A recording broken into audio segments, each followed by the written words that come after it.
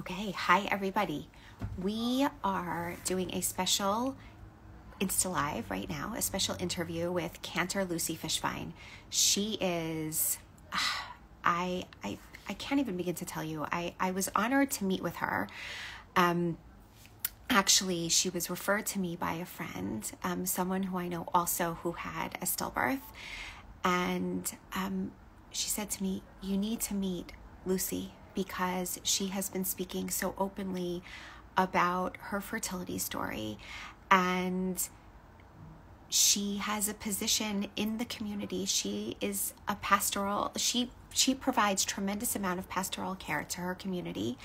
And how do you like how are you as a public figure, but also as someone who is deeply grieving? How do you hold both of those pieces? How do you get to a place where you're able to give of yourself when you know that people in your community are struggling, but also when you're dealing with those kinds of challenges also?"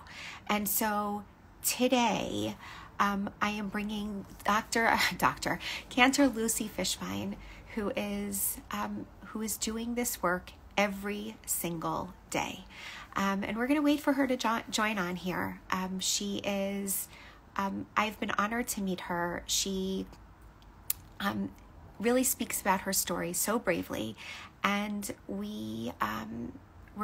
she's going to share her story openly and really with no holds barred. So if anybody has any questions for her, please do that. In the meantime, I just wanted to let you know that we are on day 7 of Hanukkah. We have had a tremendous run here with wonderful content over the last 6 days. Speaking about, okay, here she is, speaking about all different kinds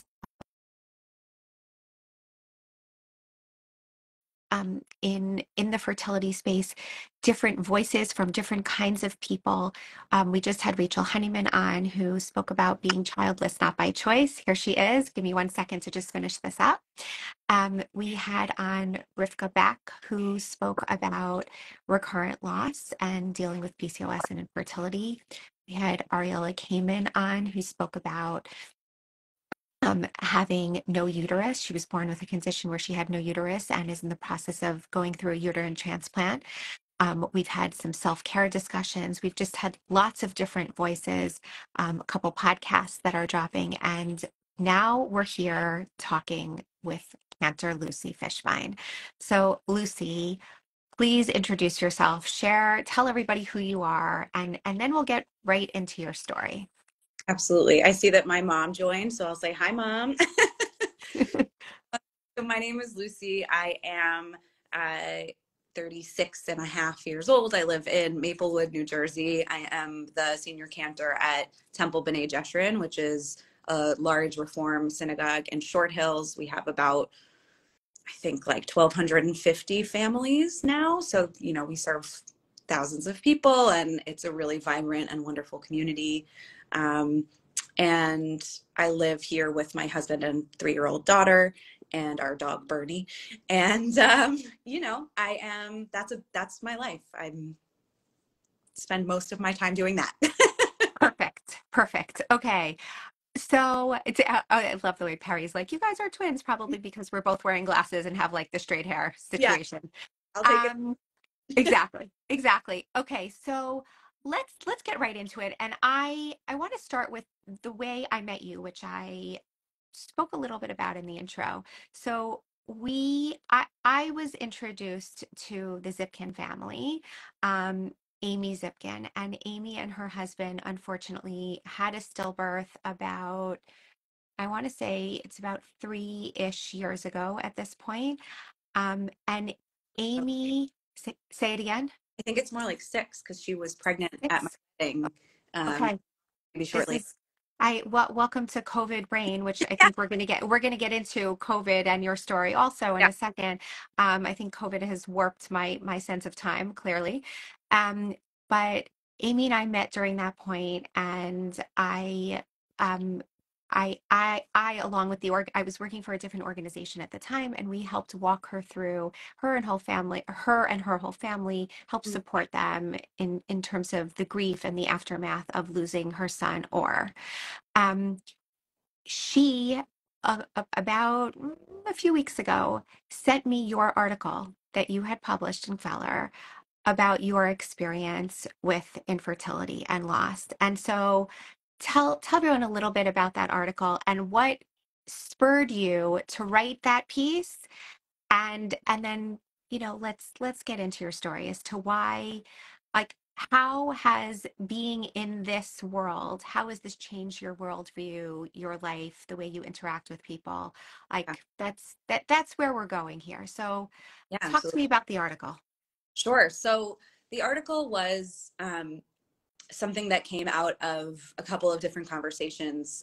First, I had been talking to a colleague, Rabbi Jen Gubitz, about the idea of the matriarchs and their sort of shared experience of infertility, and picturing them all in a waiting room together. And I loved that image, particularly because at that point I had been undergoing IVF for a number of months, and I'm a people person. I'm pretty chatty. I like to strike up conversations. It's very rare for me to not, like when I'll be on a customer service phone call, I'm like best friends with the person by the end of the call. Like I like to make conversation, and I had noticed how quiet the waiting rooms of fertility clinics Oh are. gosh. That everybody sits there in silence, and there's no idle chit chat, and there's no conversation, and sort of And making nobody looks at each other. no. There's no eye contact either. It's like, God Yeah, forbid, like you should like no, look at anyone. I feel like it's like we're worried we're going to like catch each other's infertility issues or something if we look at each other too closely. And I found it so striking. And I had a conversation with the nurse during my first egg retrieval, where I raised that with her. I said, it's so interesting. Nobody talks to each other. And she very kindly sort of gave me this like pat on the arm of, yeah, sweetheart, it's because, for some people, this is like their 10th try, and they don't have any capacity for idle chit chat anymore. And I sort of had this moment of like, oh my gosh, I can't believe I didn't think of that. That it's like, it's too painful to even be in the room at all. To you imagine like having fun idle conversation with strangers. Um, and interestingly enough, over the course of the next few months, as I had a number of, um, you know, as my mom and I like to say, sort of doors slamming in my face on their path to where I am now, I found myself feeling that way. Like I no longer had any capacity. I did not want to make eye contact with anyone. I just wanted to get in and get out. I was not happy that I was there. I didn't want to spend not even 1 second in that office longer than I had to. And so I really started to understand the silence. And so the silent waiting rooms, and then also that image of the matriarchs all talking to each other, had been swirling around in my head for a long time. And one morning, my mom actually came with me to a morning monitoring, because if you've done fertility treatments, you know that often the clinics will have like a window of time where you just show up to get your blood work and your ultrasounds done. And my clinic it's 6 to 8 a.m. And so we have a 3-year-old daughter. And so my husband can never join me for the early morning rides, and my mom offered to. And I was having this conversation with her about how the experience of the matriarchs is so universal. And one of the things I love about the stories of Torah is that the matriarchs and patriarchs are not perfect. They are really written about in all of their fallible glory. Like we see them as people. And I think that the intention of that is for us to be able to see ourselves reflected back to us. If they were perfect and they never made any mistakes, then it would be very hard to relate and learn from their experiences and from the stories in our tradition. And I had never really thought about, I knew that sort of the trope of the barren woman and the way in which, being stricken, like being barren, which is, I hate that terminology, but it is the way that it's discussed in text. And then the way that the ultimate pregnancy that is then often bestowed on those women is sort of viewed as like a reward for their piety. And so it's a really complicated aspect of our text, where it's like we see ourselves in these stories, but then often the end of the story is that they are like they pray hard enough, or they do well enough, or they make a promise to give their child back to God, and therefore they are rewarded with a pregnancy. And so many of us know that that is not how the stories always end. But the one story that really stuck out to me was the story of Sarah and Hagar. And at the time that I wrote the article, I was just coming off of, I'm dealing with secondary infertility, which I also acknowledge is a place of privilege. I know a lot of people who struggle with infertility do not have children. And so I want to just like recognize that that is part of my story, is that I do have a child. And something I've always dreamed of is having multiple children and giving her a sibling. I was raised as an only child. And so I always wanted to have, you know, many children, or at least two. And so all my friends were, you know, every day, almost every day, I was getting news that a friend was pregnant and having another baby. And so I felt like I was sort of living in a landmine, and I really hated the way that I felt every time I received that news. Like the jealousy and the resentment that would bubble up just made me, then that would spur like feelings of shame and sort of like, why can't I be happy for them while also being sad for me? And I feel like the longer it goes on, the better you get at that sometimes, you know, like you start to become desensitized. But, you know, the story of Sarah and Hagar, like she is just painted in such a negative light in so many ways, and held to such a double standard in a way that makes me feel very defensive of her. But I was thinking to myself, like, of course she can't stand Hagar. You know, like, of course she's angry looking at this woman who is visibly pregnant with her husband's baby that she decided to do. You know, it's such a complicated story, but she went along with that plan because she wanted to give her husband a child. And then she has to watch the physical evidence of her perceived failure happening in front of her face. And of course she's angry. Of course she's mean to her. You know, like, it just makes so much sense. And so I felt like I wanted to write this sort of defense of the matriarchs and to give them a little bit of credit for the grace with which they all did handle it, you know. And, you know, like Rachel and Leah, it's just, the whole thing is ridiculous. It's so complicated. And how many of us have had a best friend pregnant when we can't be, or our sister announces their pregnancy at a holiday and all of a sudden now we are crying in the bathroom, you know, like, it's such relatable stories. And I am someone who, you know, I like to think of myself as a student of Torah, and it's what I've made my life's work, is to find meaning through Jewish tradition. And so I wanted to give voice not only to my story, but how our tradition can offer maybe not comfort, but, you know, camaraderie in some way, that like, we're not alone in this. And that this is so, I mean, we get the first story about infertility in the 16th chapter of Genesis. Like, it's not even, we don't even make it halfway through the first book before we learn about this. So these stories are as old as humanity is. And so therefore, like, none of us should feel like we're alone holding the pain that we hold. Definitely the relatability, like, and so many of these stories, right? So many of the matriarchs, absolutely. I always, like, I always think of like Sarah and Rebecca and Rachel and like I always think of all of them, and also of Hannah, and so many, like, these are women that had to watch other people in their lives, Yeah. like, literally raise children when they couldn't, and it's beyond, it's just beyond. You know, having multiple wives was the reality of the time of the biblical era. You know, there's like, it's not even like they're looking at their neighbor, they're looking at someone who's in a relationship with their husband. And, you know, and also just the way in which the relationships also are so honest. Like, you know, Jacob yells at Rachel and says, like, am I, like, it's not my fault, it's yell at God, don't yell at me. And, you know, Elkanah looks at Hannah and is like, what am I not enough for you? You know, it's like, these are real conversations that couples struggling with infertility have. And like, what a gift that the Torah, you know, has that inside of it to help guide us and to help us realize that whatever we're feeling and whatever we're experiencing, we're not crazy, we're not terrible people, we're, you know, the models that we are supposed to look to went through this too. And interestingly, you bring up Hannah. Like, as a cantor, you know, I am the shlichat tzibor for my community, the prayer leader for my community. And so coming, you know, bringing the intention to the prayer and to the song that I lead is a really big part of me. And in 2012, when I was studying in Israel as a first year cantorial student, years before I met my husband, years before I tried to get pregnant, I actually went to Hadaya, which is a jewelry store in Jerusalem where you put text on jewelry.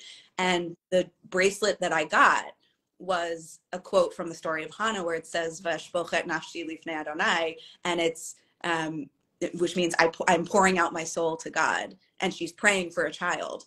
But for years, that has been sort of a mantra for me, because I hold on to that idea of pouring out my soul as a inspiration for the work that I do. And then all of a sudden, that now that I'm going through what I'm going through, that's still taken on totally different meaning. And my daughter's Hebrew name is Hannah. So it's like all, it's sometimes. I was gonna say like literal chills Yeah. basically at this point. That's basically where I'm at. Yeah. Oh gosh. Okay. So take us back. I mean, now that we know, we've gone back further, and literally, you know, the one of the ways that you found meaning in your the expressions of the way that you found meaning in your work is to be able to express all the things that are in your heart, and to be able to give meaning to the things that you do, and the songs that you lead and sing. But I can you now like take that and like your professional world, but now bring it into your personal world. Yeah. You, I mean, you knew you wanted to be a cantor. You knew that you were going to have this public facing role in your community, wherever you were. You are part of a congregation. You have been part of this congregation for many years already. You said over 1,200 families. Yeah. And you are a public face. So talk to us about your specific fertility experience, your journey, and when when you realized things weren't going according to plan, and how it's been to Yeah. straddle these worlds of having this very professional role of needing to be there for other people, but also dealing with very private pain. Yeah, absolutely. So I gave birth to my daughter in June of 2020. And so my whole third trimester of that pregnancy was in lockdown. And I was really sad about the loss of the ability to share in like the joy of her arrival with anyone other than my parents, who we had to like quarantine for 2 weeks before they could come here. And so I always had this dream of sort of like a redemptive pregnancy experience, that like I knew I wanted to do it again. And when I did it again, I would be able to like have visitors and have a baby naming that people could actually attend and not just on Zoom. And I had all these sort of dreams of what that would look like. But because of the challenges of having a baby during COVID and just sort of how heavy that experience was, I was not really even ready to like broach the subject of trying again for at least 18 months. Like we started having the conversation when my daughter was about a year and a half. And, you know, I figured it would probably take, you know, a few tries. Like I had friends who had longer journeys the second time around. And so I was always aware of the possibility of secondary infertility. But I think what I thought that meant would be like, I might have to wait longer than I wanted to get pregnant. But the idea that I might not be able to get pregnant at all was like never even part of my consciousness. I just didn't, I think I took for granted that I had done it once, and so I would be able to do it again. So in January of 2022, we started trying for our second. I got pregnant right away. And at the first appointment, the doctor got very quiet. I remember the silence in the room. The silence around these appointments is like a trope that's been coming up in my life. But my husband is like a real jokester, and he's always, you know, making small talk with everyone. And kind of, I'm like, are you practicing your stand-up routine? Like, what are you, you know? And so he and the doctor were joking. And then she started the ultrasound, and she got very quiet. And she said, you know, I'm seeing the gestational sac, but I'm not seeing anything inside it. And at this point in the pregnancy, based on when you said you ovulated, I should be seeing something here. And so we all got very quiet. And she said, listen, it's not like, don't go home and have 3 glasses of wine. Like this is, we need to wait a week to confirm that what I think is happening. But unfortunately, I'm getting the sense this is not going to be a viable pregnancy. So for a week, I had to continue to act pregnant and treat my body like it was pregnant, while anticipating that probably a week later I was going to get the news that the pregnancy was ending and that we were going to take steps to medically deal with that. And that week was excruciating, because at that point I was pretty sure that the doctor was right, and all I wanted to do was just have it be over, so that I could start the process of moving on, whatever that meant. So we did that, and it all sort of unfolded. And then the summer, you know, we kept trying and trying, and I was noticing that things just like the timing was off, things didn't feel right. So I called my doctor, and she said, I think you should make an appointment at a fertility clinic. You know, sometimes it can take months to get to these appointments. So why don't you make the appointment? And if you get pregnant before the appointment, you'll cancel it. But like, better to have the appointment. And it's funny, like the way in which Jewish tradition and the Jewish calendar plays into this, because I remember it was like right around Sukkot. And so like, that's like the Jewish calendar is how I remember when these things happened, because it was like right after the High Holy Days, and then it was Sukkot. And I must have called right after someone canceled, because I was able to get an appointment to go in like a week later. Wow. And my husband and I remember this conversation so vividly, because I keep coming back to it, especially lately, is that we went for a walk around the block because his parents were visiting, and we didn't really want to like have this conversation in the house when everyone could hear us. But I said, the doctor thinks we should call the clinic. And I'm scared about the idea of IVF. I'm scared of what it's going to do to my body and my emotions. And I don't want to be crazy. I don't want to be off, acting irrationally at work. And I didn't know what to expect. And he said to me, and at the time I was so wounded by what he said, but upon reflection, I realized that he was actually trying to be comforting, and it's a kind thing that he said, but at the time it hurt so much. He said, we have a beautiful life and a beautiful family, so like, if you decide that you don't want to do this, like, it would be okay.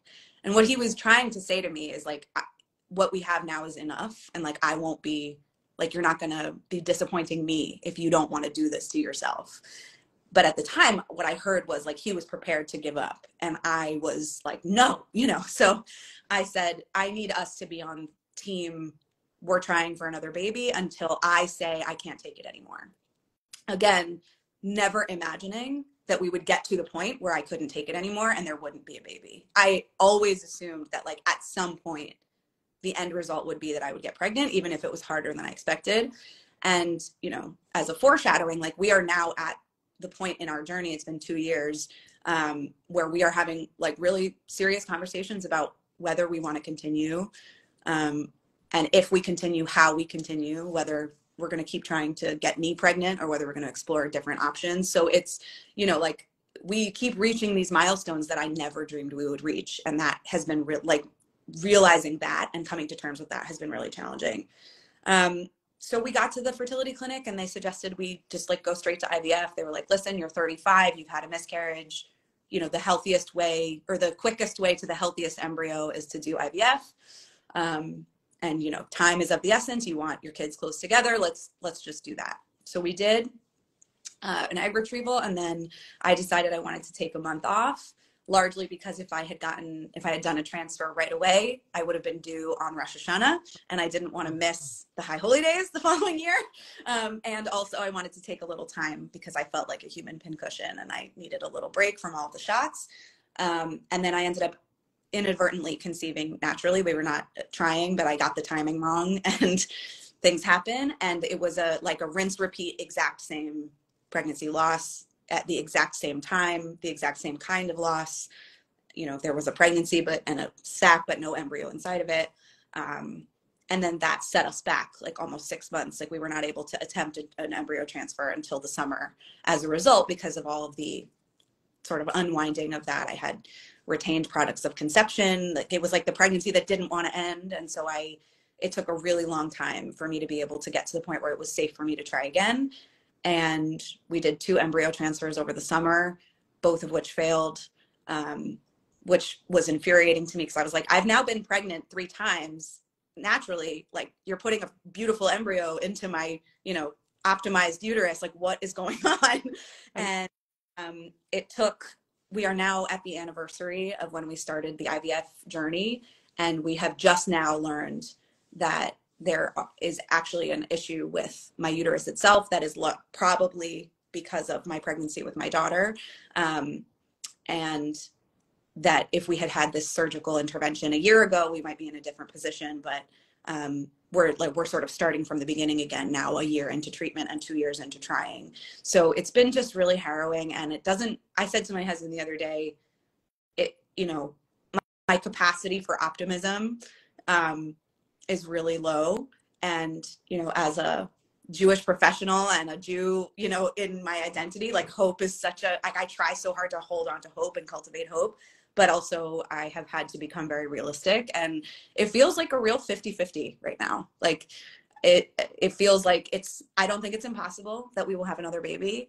It also feels like a very real possibility that we won't. And having to come to terms with the surrendering to the whatever God and the universe is going to serve us, has been a real exercise in humility and in sort of pragmatism, and as a cantor, while doing all of this, I've been doing baby namings and, officiating at weddings where the siblings of the bride and groom, or the brides and grooms are holding babies. And, there's a lot of imagery around me all the time that if I allow myself to go to sort of look at it too closely, it can be very painful. But it's part of my work, and actually part of my training was sort of like working on creating not a barrier, like I'm still connected, but recognizing that, like, when I'm Cantor Lucy and I'm serving a couple, that feels, I think actually there's meaning in that, even if like there's a yearning that I feel afterward, or I might cry when I get to the car, but it actually, like, it is meaningful to me and less painful than the sort of personal moments have been. So it's sort of just been like a journey, and every day is different, and like whatever's going on with me that day or that week is different. And so it's either more or less painful depending on sort of like the headspace that I'm in that moment. And the reason I wrote the article was, there were two reasons. One was, anyone who has a child knows that, like, basically the moment that child turns like 1 or 2, people start asking you when number 2 is coming. And as a cantor at a synagogue, my community, with complete, like, all the best intentions, I recognize that it is never ever intended to be invasive or intended to be hurtful. People feel very connected to me and very invested in my family and my daughter, and people feel comfortable asking those kinds of questions, and that has been challenging.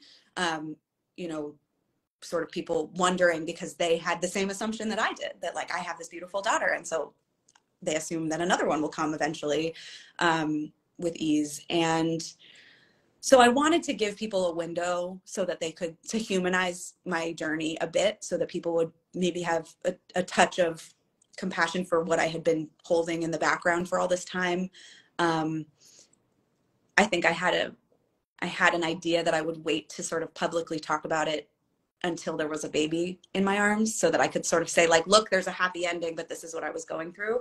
And my sort of like coming to terms with the fact that might not happen meant that I was ready to be honest and open without that end result. And also, we have a preschool with like over 250 kids in it. And so there are pregnant bodies walking around the building all the time. And people, the one thing I will say is, I have learned since publishing the article, I have learned so many people's stories, and everyone has one. Like, we take for granted, we look around and we think, like, oh, she's pregnant with her 3rd baby, like, I'm so jealous of her. And then you learn that actually in between number 2 and number 3, there were a whole bunch of losses or something, like, I've just learned so much, and it's opened up the door for conversations and connection that has been so meaningful to me. And also, and that was part of why, is that I wanted people to know that if they were going through infertility or loss, that there was somebody that they could come to that understood. And so I wanted to open the door in that way as well. I'm almost at a loss for words. It is incredibly inspiring and empowering, actually, to hear you speak so openly about pieces that you've been through and how you've tried to put them in spaces in your life to still be able to protect your heart, but also be able to give. And I think that is, it's a real lesson for so many of us that, look, for anyone who works outside the home, we have this distance, right, between what we keep inside and what we are, our public and outward facing persona. And many of us don't have the luxury of just taking the time to sit in bed and grieve. We have to actually get up and go and do. And so I guess my question to you is, you mentioned you mentioned that, your process now is different. Like actually, I take that back. When you and I were speaking prior to this, you spoke to me how when you get bad news now, it's a little bit different than when you got bad news earlier in the process. And so can you Yeah, speak to everyone a little bit about like what your process is? How do you get yourself back to where it needs to be, still withholding? Like, we know all of these fertility challenges, anyone's journey, it's a constant, like, happy for you, sad for me. Like, none of us wish that anything that's going on in our lives happens to anyone else. no, And yet, right, it's still very sad when we see other people living out the life we wanted to have for ourselves. And absolutely. you very much live that day to day. Yeah. So talk to us about your process, the like initial bad news, when you get bad news now, how do you take care of yourself, and has that process changed over time? Yeah. Before I answer your question, just something you said just reminded me of, like, in the IVF world and the infertility world, you often have like your sort of life raft of buddies who are going through it with you. But what is challenging about it is that everybody's bodies and timeline is different. And so, like, I had a sort of a crew of people that I was leaning on who were all going through IVF at the same time, and they all now have children. And so I am like the last one standing. And so, like, there's also that, is that sort of like you have these people that you lean on, but then circumstances change and it can be difficult. Like, for me, I have found that as much as my friends who have gone through IVF or infertility, who are now past that point in their life, like, they understand, and I'm grateful for their support. I don't always find it as comforting as I wish I did, because I'm like, you already know that you got your happy ending. You already know that, like, even though it was hard on the journey, you know that it worked. Like, I don't know that it's going to work yet. So it doesn't always. So I just think, like, we often try to sort of relate to people and find our connections, and it just can sometimes be really lonely and isolating. And so, because of that, what I shared earlier was that my husband reflected to me, I think it was like after our first transfer failed, or maybe after the second transfer, I don't even remember at this point, but he said to me that I had gotten really good at metabolizing bad news. And I loved that phrasing, because I think that's true, that, like, in the beginning, my metabolism for it was slower. Like, I would get, I remember after the first miscarriage, and after sort of like the day that I was like no longer pregnant, and sort of like looking around and sort of thinking, like, well, now what? Like, I didn't want to get out of bed, and I just wanted to lay there and be sad. And it took me like a number of weeks before I could even really process what had happened. By the time I got to the second one, the speed at which I was able to bounce back was a little bit faster. The sadness was still there, the sort of veil of, I definitely, like, I encourage everyone to be in therapy. I think that's really important. I think having outlets for mental health support is really important as well, because I definitely experienced some depression during, like, there have been a lot of ups and downs. But I remember, I'm thinking the experience that's coming to mind is after our first transfer failed, and we were in Cape Cod, which is where my parents live. And, there, you can test kind of early. And if you're in these like infertility IVF groups on Facebook, people are always posting their positive tests, and they're like, I'm 4 days post transfer and here's my positive test. And you're like, like, great, but I'm 5 Thanks days. very much. you know, so of course at like 4 days post transfer, I started testing, because I am a compulsive tester. I think I've probably given First Response and Clear Blue like thousands of my dollars at this point. That's a whole nother podcast that we could have about the predatory nature of the pregnancy industrial complex. But so I started testing, and then there was, like, I think it was probably like day 6 after the transfer, and the test was stark white. And I just had this moment where I was like, I think it's failed. I don't think it worked. And I also, I'm very attuned to my body and the changes. Like, the few times I have been pregnant, I have had a pretty good sense, like, before I even missed a period, that I was pregnant. And so at this point, like, a positive pregnancy test, given my experience, like, doesn't mean all that much. And even a first blood test doesn't really mean all that much. Like, my mom says that, God willing, I get pregnant again, like, I'm not going to be able to breathe until I hear a heartbeat, because I haven't made it to that point since my daughter. But you know, I think I just sort of like, I kind of came to terms with it. And I had this one day where I was sort of like shuffling around the house and I wasn't really talking to anyone. And I was very sad and I was cranky. And if you talk to me, you're probably gonna get your head bitten off. And then the next day I woke up and I was just like, okay, up and at 'em. Like, let's talk, let's look at the calendar. What's our plan for the next thing? Maybe I should do another retrieval so that we have more embryos going into the next one. You know, like I was like, I don't have time to sit and wallow. I want to think about like what I want to take back some control and think about what my plan is. And I think for me, that has been very helpful. And, you know, and I don't begrudge anyone their time to wallow. I think like that's really healthy and important also. And so if you have time, space, and capacity, you should. For me, what was helpful was being able to say, like, I'm not going to just rest on my laurels. I'm going to like think about what the next plan is. And if this plan isn't working, I'm going to think about another, you know, road to the same end.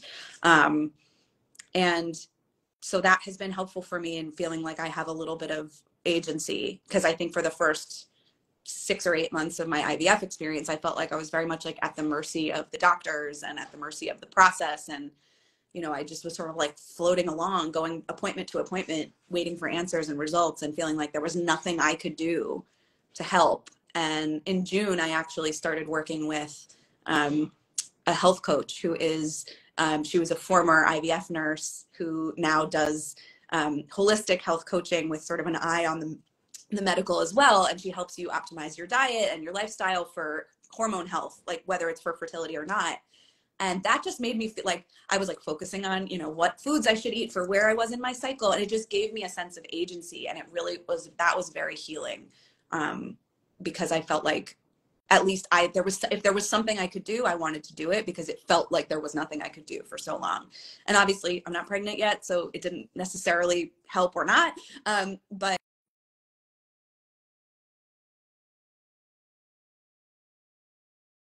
Uh-oh. oh, we're back. Hold on. Okay, we lost you for a second. Hold on. Get me back. I saw you glitch too. Oh, you're back. Okay. Okay, go ahead. So it helped my heart and my head, whether it helped my uterus or not. you know what? I love what you said, because I think that there is, I know, we all know, there is absolutely no control any of us has over this process, right? Zero.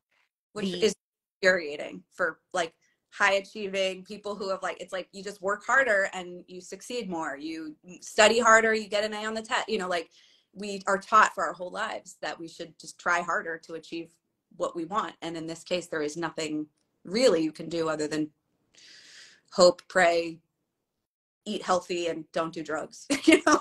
Right. I was going to say, and I think chocolate also helps. Right. Like obviously, you know, you have to depend the quantities, you know, but I think the chocolate has a very important place there too. Sure. No, there is, I hear from so many people exactly this, that there is so much that they can't control. So what are the things that they can do for themselves to keep them sane during the process? And for many people, it's exactly like what you were saying for you, that this is something that you could do, that you could manage, you could control. And so therefore it was the one thing, not the one thing, there were things that you could like literally put your hat on and say, okay, like now I know I've done the work. Like there's also like the concept I'm sure you've heard of, like hishtadlus, right? Hishtadlut, like you've done the work. Like Yeah. at the end of the day, like we know it's all up to God, but like you've done the work down here. So therefore, like, okay, like you can't tell me I didn't try because I've done my thing, right?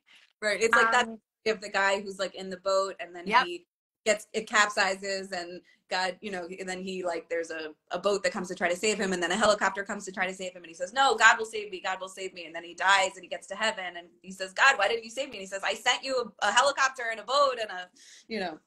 My favorite story. I tell it all the time. So I love it. beyond the fact that you and I, as someone said, we look like each other, we're now telling the same stories.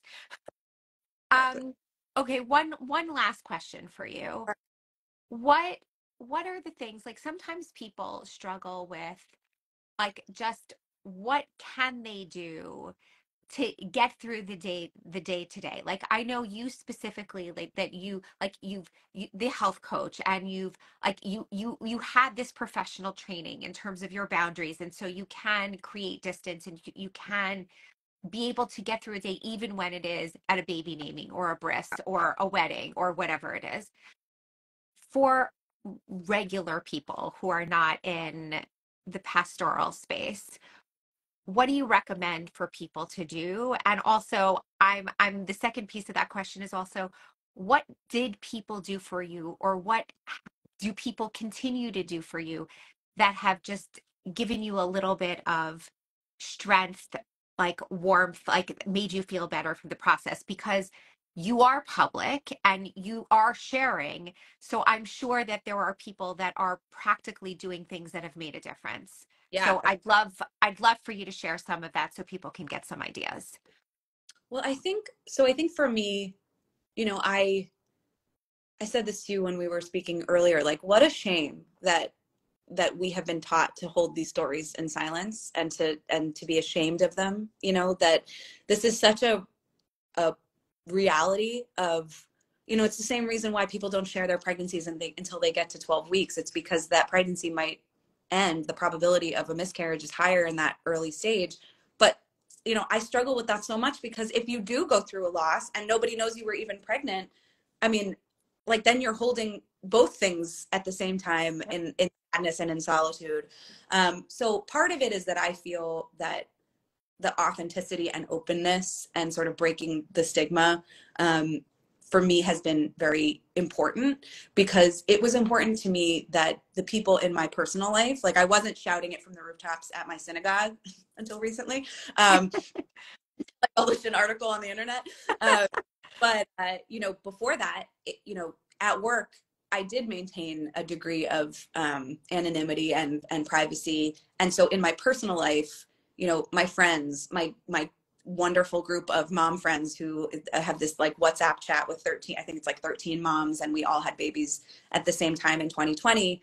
And like I said, you know, I'm pretty much the last one standing there without a second, but they all know about what I've been going through. And so when I have had to take a step back from that group, because for a number of months, every single day, another person was announcing their pregnancy. And as much as I loved them and I was happy for their news, I just couldn't constantly be getting hit in the face with notifications on my phone. And so they were very understanding. So I think leaning on the people that you can and sharing the honesty. Hold on, she's going to come back, I think. Hold on. Ooh. Hold on. Give it a second. Well, welcome to the wonders of Wi-Fi and the internet. It's all good. Okay. Yeah. Leaning. Okay. Okay, you're back. So Leaning on people. yeah, leaning on the people that you can, so that when you do have to take a step back, if you do need to be like sort of in your own isolated little bubble for a little while, you know, like that sometimes is important, to just like take space from the world. And if people don't know why you're doing that, it makes it more challenging. And so for me, leaning on the support systems that I could, even if that meant saying to them, I love you, but I need to not be around you for a little while, that was really important for me in terms of feeling like I could guard my heart and protect my headspace when I needed to, because I wasn't going to say to a couple at my job that I couldn't do their baby naming because I was having a challenging week in my fertility journey. But I can say to my dear friends, like, look, I love you, but I'm not going to come to the dinner tonight because it's just too much right now. So I think for me, that's my best advice, is like share where you can so that you can have the support that you need, recognizing that you won't always have the support that you need in every space. So create the spaces where you can.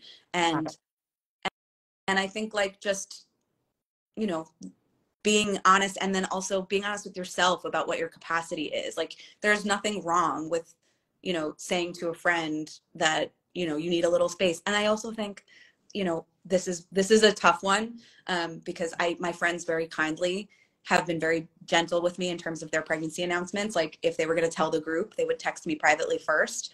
And for a long time, I was very resentful of being the friend that had to get the private, like, I'm sorry, this news is going to be hard text.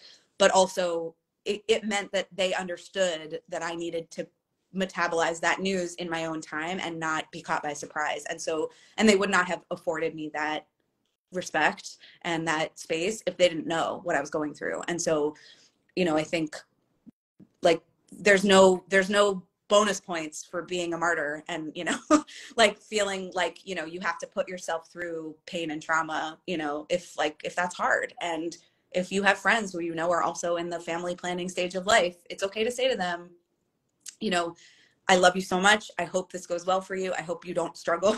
But if you do have success, it would be great if you could just like text me instead of calling me, or don't tell me in person, because I just might need a minute, not because I'm not happy for you, but because I'm just going through my own stuff. And being able to have those moments where you can scream into a pillow and feel angry at every pregnant person around you, know, like that, there's nothing that's a reality of how hard this can be. And you don't feel like that every minute of every day, but some minutes you do. And giving yourself permission to feel all the ugly feelings as well as all the beautiful feelings, I think is really important.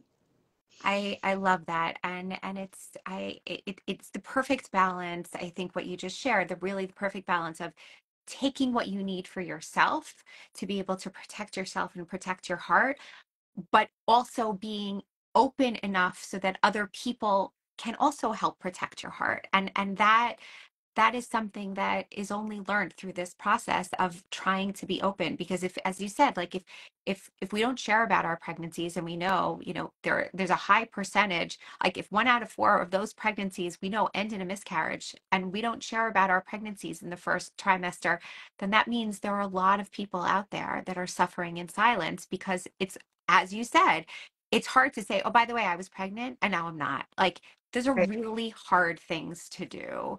And so just the advice of like, be there for yourself, know what you need, but also let other people know what you need. I think it's incredible advice what you just gave to everyone. Or skip the naming if you have to, like go to brunch instead, you know, like Yeah, it's okay. Forgive you, send a gift and it's fine. totally, totally, totally. Okay, Cantor Lucy Fishbein, thank you so much for your time today. Thank you for being so open about your story and sharing a little bit of your inner world with everyone else.